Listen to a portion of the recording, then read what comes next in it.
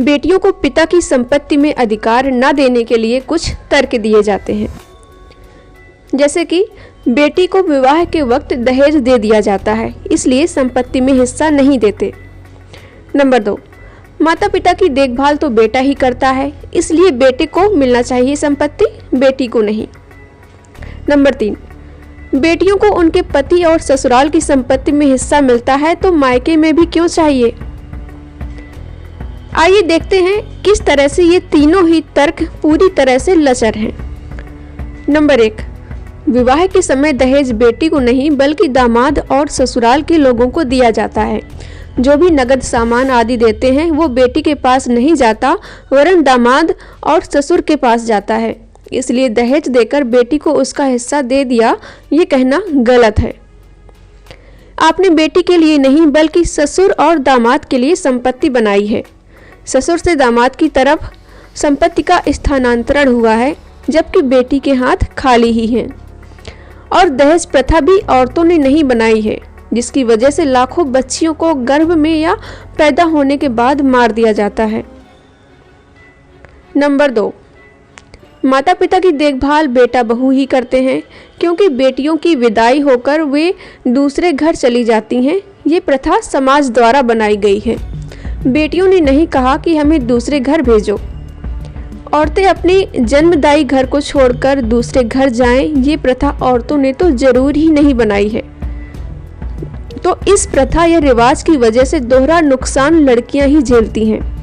एक तो उन्हें अपने माता पिता को छोड़कर दूसरे घर जाना पड़ता है, और इस बलिदान या त्याग के बदले उन्हें कोई पारितोषिक मिलने के बजाय ठीक उसी वजह से उनके मायके की संपत्ति, मायके यानी कि पिता की संपत्ति में अधिकार भी छीन लिया जाता है कि तुम थोड़ी ना पोसोगी हमें बुढ़ापे में।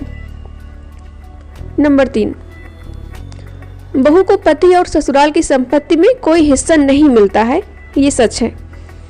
ऐसा कोई कानून नहीं है कि बहू को ससुराल की संपत्ति में हिस्सा मिलता है।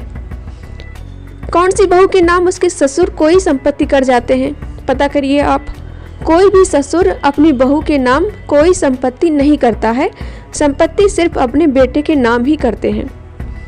भले ही सेवा बहू करती है, लेकिन संपत्ति अपने बेटे को ही देते हैं। पति की संपत्ति में भी पति की इच्छा होने पर ही वो पत्नी को भागीदार बनाता है, वरना मकान, दुकान, खेती की जमीन, बैंक में नगद, एफडी आदि सब कुछ पति अपने ही नाम रख सकता है। ऐसा कोई कानून नहीं है कि पत्नी को संपत्ति में भागीदार बनाना ही होगा। बहुत सी औरतों को तो ये तक नहीं पता होता कि उनका पति कमाता कितना है।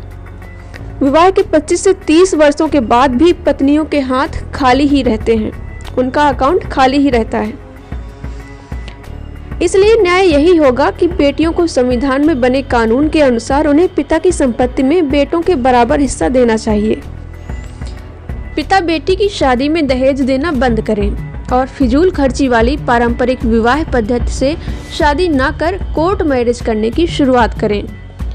वहीं बेटियों पर शादी ही करने का दबाव तो बिल्कुल भी न डालें। बेटियों को पूरा हक है कि वे शादी करें या ना करें, किससे शादी करें, किससे ना करें, कहाँ रहें, पिता के घर रहें या बाहर कहीं रहें, उनको हक है। बेटियों को बेटों की तरह उच्च शिक्षा हासिल जरूर कराएं और आर्थिक रूप से मजबूत बनाने के लिए उन्हें उनका संपत्ति हक भी बेटी के बिना मांगे दें। बेटा बेटी में भेदभाव करना बंद करें, बेटी को भी इंसान समझें और उसके अधिकार व आज़ादी देकर जीने दें।